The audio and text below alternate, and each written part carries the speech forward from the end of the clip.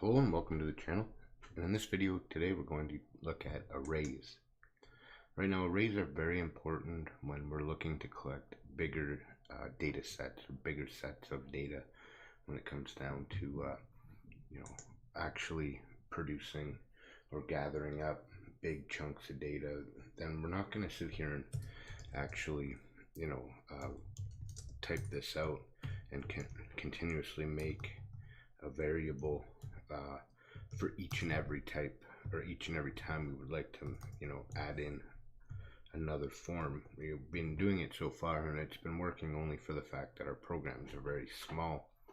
But when it comes time to actually grab up, like say you needed to take the cost of a grocery cart, for example, and somebody come up with 50 different items and you were going to scan those all in, you wouldn't technically want to sit there and be like int number 2 and have like 50 variables ready to go in order to capture that type of data.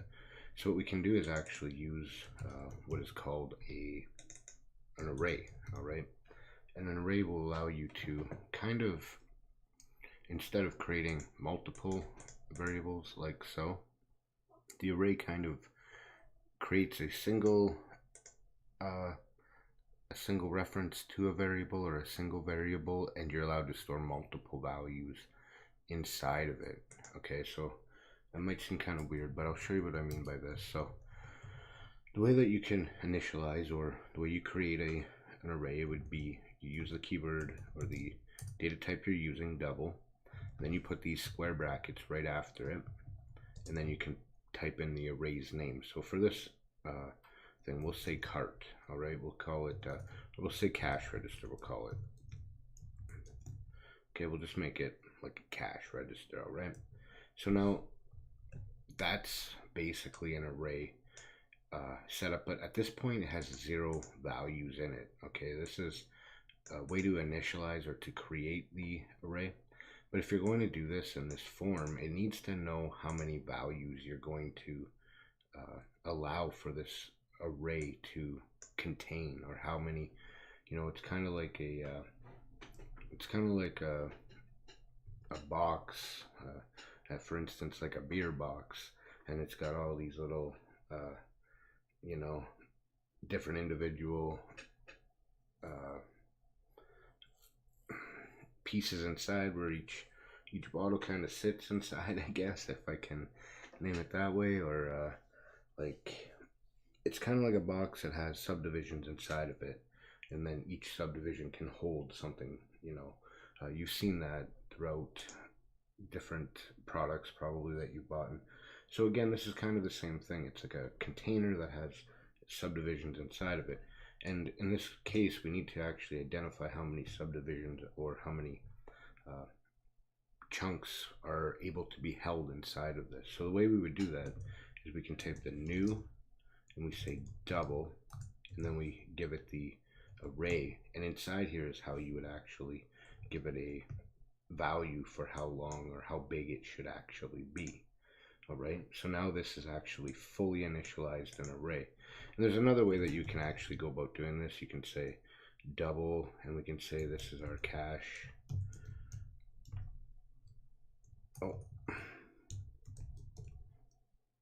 Register, and we'll just call this one 0. All right, and that's now another form, but we can also put it at this end, and then we can call it new double,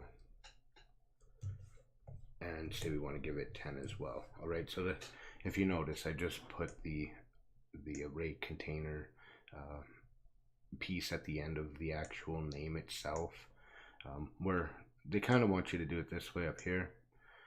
This is the proper way of kind of declaring it in Java. This is more of like a C programming language way of going about it. So they kind of left this one in here for you to use as well. And it's actually my preference, to tell you the truth, to use this bottom one. It seems more logical when we start looking at different ways of going about using it and how it works. Either way that you wish to do so. They're both identical. They're doing exactly the same thing. It's not really any different when it comes down to this, okay? So what I'd like to say is this one here is kind of a way to set up an array when you don't know the values. So when you're kind of relying on a user input to come in and you don't know the values you're going to get, well, then this would be a way to set up that, you know, the memory in order to gather that data. Now, you're going to have to know how many slots are available when it comes down to it. There's kind of ways to go about doing this. We can do it in certain ways, but for sure you're going to need to know kind of a cap on this. If you know the person that came to you had a cart, like for instance this was a cash register, and you know somebody at the store could have 10 items, somebody could bring in 20 items, somebody could have went in there and bought 100 little items, so it could vary very drastically depending on, you know, the person or the user. So that's going to be kind of up to you when it comes to the logic of your program. You can like offset that a little bit to say, you know, 200 slots. Just be careful with that. I would say try to be as defined as you possibly can to how many slots are available to you. All right. But they don't change after, so this is kind of set in stone now. Once these numbers are in play, that's going to be the values that are going to be. All right. And if you find you do need more or something, or there's a reason behind why you need more, then that's going to be up to you to look into the logic of how you're programming it. And you know, that's why I kind of use this stuff up here. There's a lot of pre-planning that comes into this, using different techniques to plan out your program, like using there's different planning techniques to actually going about creating a program, like pseudocode and stuff like that. You're not always just going to jump into here and start programming right away, and a lot of times it produces very ugly code, and you'll come back later and have to fix it up. The more you do on paper, the better. So besides that, I'll do some kind of video on planning your projects. I'll do that later, but this is initializing and creating an array that has an available 10 slots to it. Right, so now that's kind of one way of going about doing this. There is another way that we can also initialize our array, and that's when we know we have the values already in hand. They're going to be kind of used. We know that what they are, and we'll just say this one is we'll call this one the cart. Okay, for use facts, we'll call it the cart. And now we're going to actually put the values into it already. Okay, now you cannot just do like we did with the variables and declare it like this. As soon as it's declared like that, that's an array with nothing in it, and it's not able to be structured. You couldn't even store anything in it afterwards. If you tried to say do it this way, it may, like, you're saying number is too large, which doesn't even actually mean anything, but the variable cart might not have been actually initialized. Okay, so it's kind of giving you an issue already. There's problems that are having here, so you have to follow these little steps here. Okay, so if you wanted to actually take this value and store it inside of here, all right, yeah, that should be okay. I don't know what, it's a double. Yeah, I don't know what the hell, what was going on there. Oh, it's because I got it. Yeah, okay. It doesn't know what 0.9 or 0.9 is. All right, but again, okay, so if I did mess that up, regardless, if I do try, it's going to say it has not been initialized. So there's no way for you to actually put values in here like after you've done something like this. So you have to add the values in. You have to either set it up so that you have storage capacity, so you have an area to put values in, or you put the values in prior. So you would do that by putting the, oh, I keep hitting cap locks, there we go, the equal sign, and then these curly brackets, and then we can now kind of go inside and define how many values are going to be in there. So this is a double, so we'd have to put in floating point values. You can put in an integer value. It's not going to actually change anything in that regards. It'll just convert it for you. So like this would be now a typical way of getting your values into the array. All right, and now once we're done, we don't put a comma at the end. Each slot is now separated by this comma.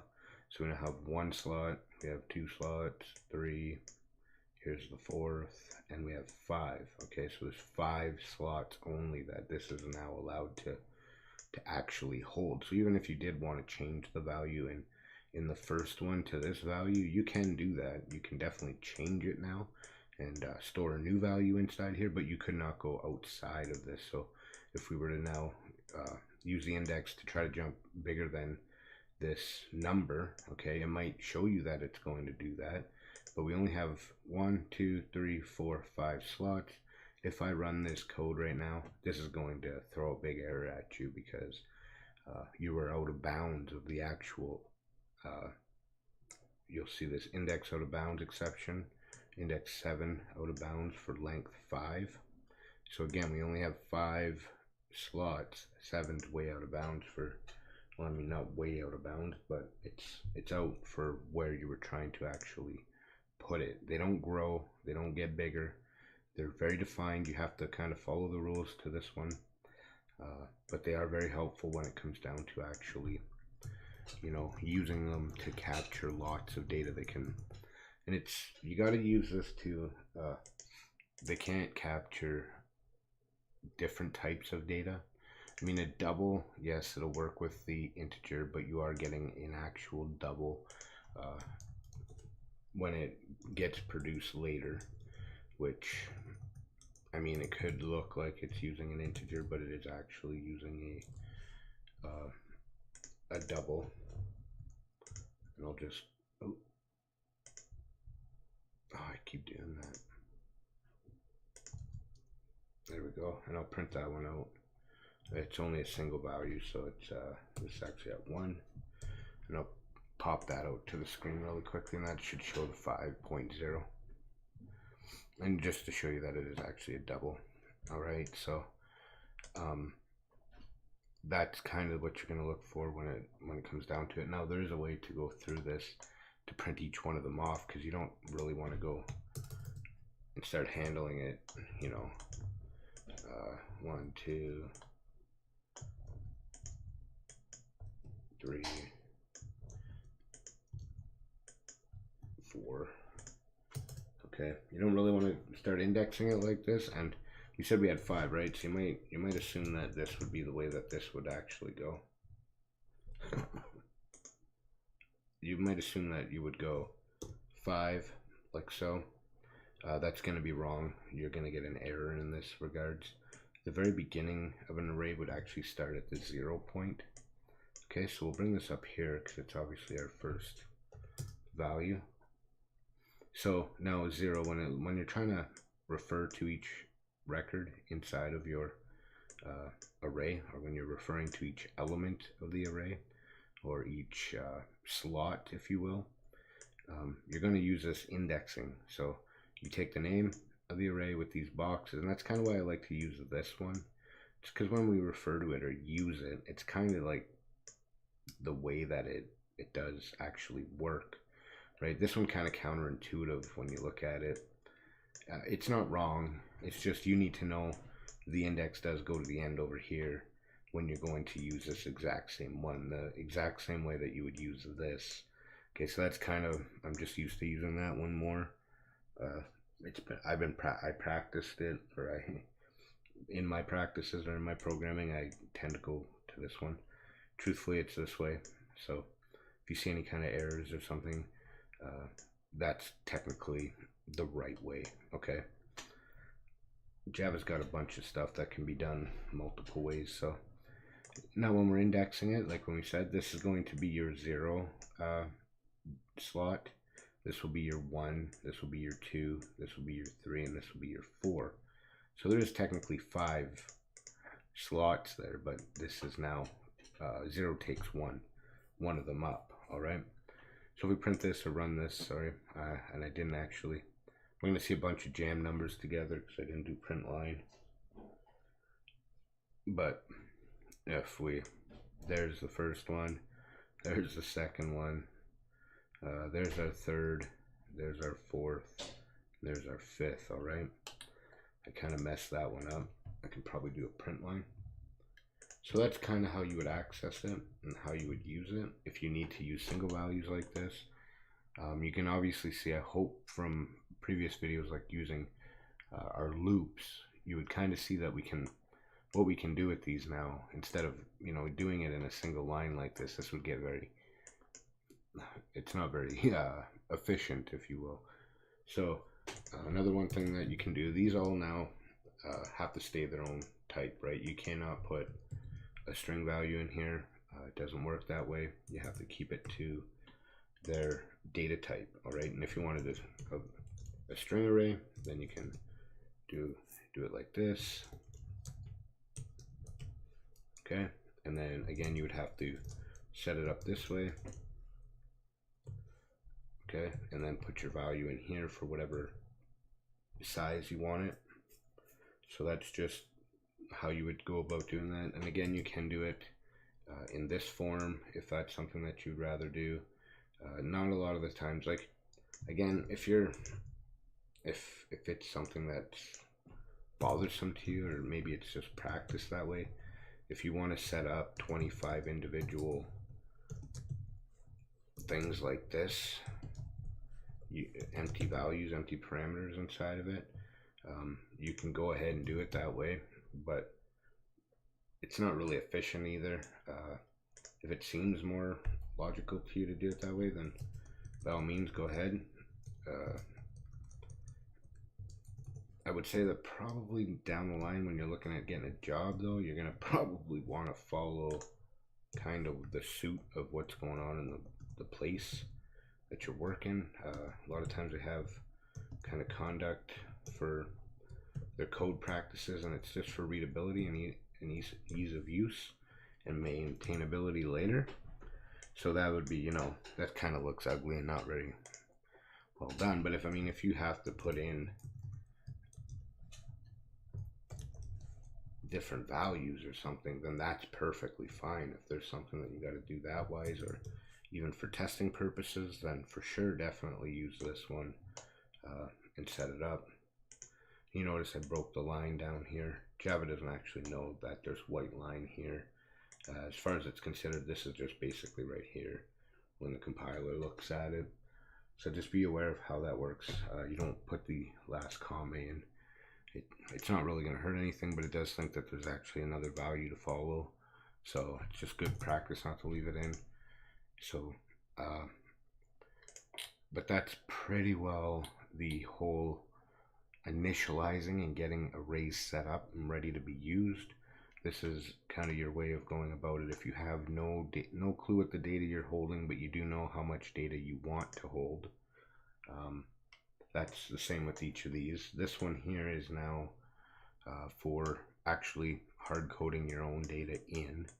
So that's when you're using it and you actually want to hard code your own data and you want to use it out, right? Like this would be, you know, setting it up and initializing it and actually setting values to each slot that's down here kind of thing.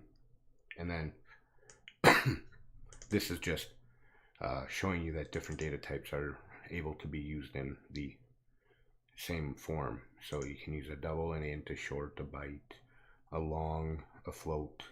All of them can be in an array form. Boolean as well. You can have a Boolean table if you need, a true false table type of thing. So you can definitely get away with all those different values as well. And then this here is just how you actually use it, or how it would be referred to actually print out each of your, and in this form we use the cart. We printed out each of the cart values. I did put the print line so it will go down.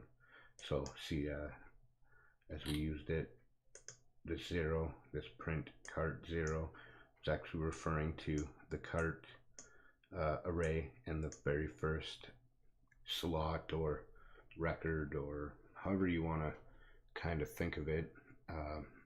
Container, the first container would be referred to in here by its index. This is actually called an index. These are actually called elements. I do believe each array has a certain amount of elements, so kind of keep you on the jargon a bit. I don't want to kind of confuse you if that's not something that you were getting in the first place. So then, in each one we went down and and this is a very sad way of doing it, but if you do need to get just one simple, you need to get the third one out every time, then you're going to look 1, 2, 3, you're going to use this one to print that third value out for you. There's times when you do have to use it in this form, but we will process them a little bit nicer in future, okay? So this was just kind of an overview of how to get them set up, kind of how to store values in them, how to use them. We can definitely make a program out of this where, the customer actually, or say the cash register, the cashier, is going to, type in by hand each of the prices of an item that come in. We'll give it some kind of limit, like a 10 per customer limit or something, and we can get the cashier to type all the values in, and then we can save it and print out the cost after, or whatever it be. So just to kind of show the power and the usability and workability of this.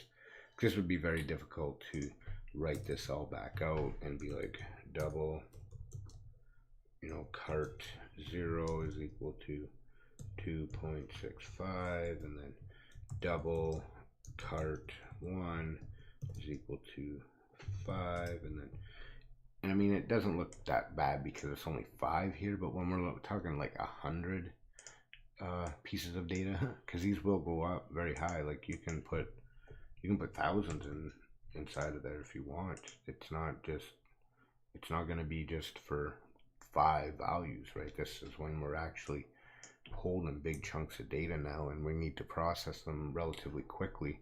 You're not going to want to hard code 1,000 variables. It's already going to be 1,000 lines of code if you think of it that way, right? So 1 line of code, 1,000 containers already kind of preset, and you can look at it that way, if you will. So that's kind of it for this video.